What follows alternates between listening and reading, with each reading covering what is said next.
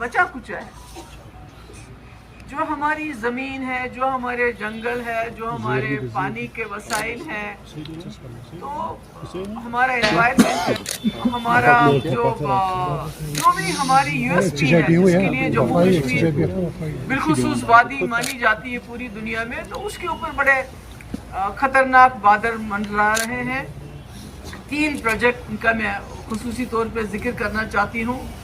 एक तो Rajouri Baramulla highway project जो पाइपलाइन में है, दूसरा जो रिंग रोड प्रोजेक्ट है जो गालंदर से लेके गांदरबल तक है, और तीसरा रेलवे का जो एक्सपेंशन हो रहा है। तो ये तीनों प्रोजेक्ट ऐसे हैं जिसमें हमारी लाखों कनाल, हमारी जो एग्रीकल्चर लैंड है वो इसके जद में आ रही है।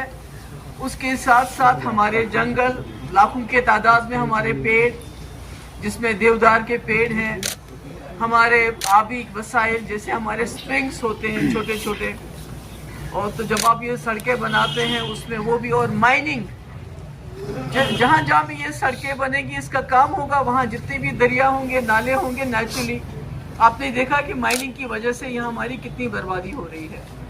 माइनिंग करते हैं उससे ये होता है कि पानी की लेवल नीचे जा रही है दिन ब दिन। जो हमारे बागात हैं, हमारे ऑर्चर्ड्स हैं, हमारे फार्म्स हैं, उसमें आबपाशी के लिए पानी भी नहीं होता है।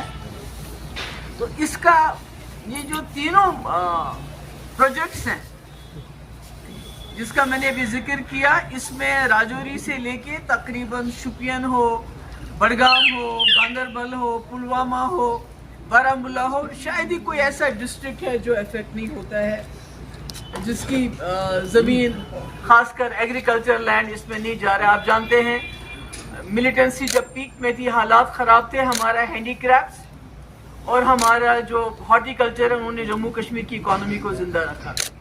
तो मुझे कहीं ना कहीं शक होता है कि कहीं जो हमारे साथ जो तबाही होगी जम्मू कश्मीर की, उससे भी शायद कहीं दिल नहीं भरा है। तो अब जो हमारे पास बचा कुचा सरमाया है उसके पीछे भी लगे हैं।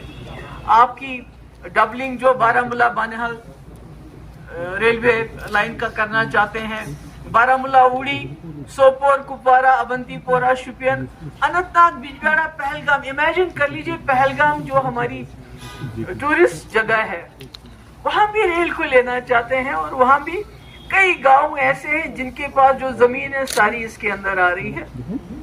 तो कहने का मेरा मकसद है कि आपको मालूम है कि उत्तराखंड में क्या हुआ, आपको मालूम है हिमाचल में क्या हुआ, आपको मालूम है जोशी मठ में क्या हुआ, क्योंकि वहाँ भी इसी तरह से बिना सोचे समझे, मुझे लगता है ये ठेकेदारी की बात है कि आपको ऑलरेडी आपकी एक सड़क है, मुगल रोड है आपका, उस पे टनल बनाइए, दूसरा पैरेलल रोड बनाने की क्या जरूरत है? अगर कहीं कनेक्टिविटी नहीं है उन जगहों को कनेक्ट कीजिए, मगर दूसरा रोड बनाने की क्या जरूरत है? रिंग रोड की बात कीजिए आप, तो 500 मीटर दोनों तरफ से लोगों से कहा गया है कि कोई कंस्ट्रक्शन नहीं होगी। कंपनसेशन भी मूंगफली के दाम दिए गए।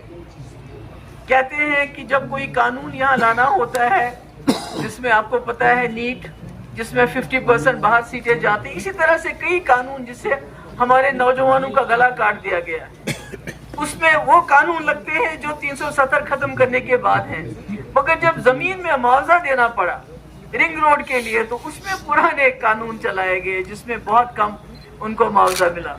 ऊपर से टाउनशिप की बात हो रही है। मुझे याद है आज तो सरकार है उमर साहब की, तो हम तो उनसे ये गुजारिश करना चाहते हैं कि आपसे हम बड़े कामों के बारे में नहीं कहेंगे। 370 की बात हम आपसे नहीं कहेंगे, क्योंकि हमें लगता है कि 50 सीटें होने के बावजूद, 3 मेंबर पार्लियामेंट होने के बावजूद आप में वो शायद जुर्रत नहीं है, पहले भी नहीं थी, आज भी नहीं है। मगर कम से कम जो आप बचा सकते हैं, ये हाउसिंग अर्बन डेवलपमेंट का है, प्रोजेक्ट है, ये आपके पास है डिपार्टमेंट।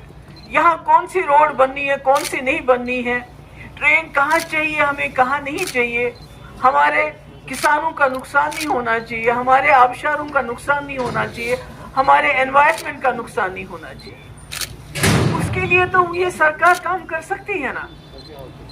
تو ٹاؤن شپ کی بات ہے، اس ٹاؤن شپ جو بن رہے ہیں ہمارے لوگوں کو اجازت نہیں ہے، آدھا کلومیٹر تک وہ کوئی کنسٹرکشن نہیں کر سکتے. آپ نے ان کی زمینیں لے لی، کوئی دکان بناتا، کوئی ہوٹل بناتا، اس کو وہ اجازت نہیں ہے. مگر آپ 30 ٹاؤن شپس، ایکسلشیئر کے مطابق 30 ٹاؤن شپس، جس میں 1,20,000 کنال زمین چاہیے آپ کو. مجھے یاد ہے ایگریکلچر لینڈ 2016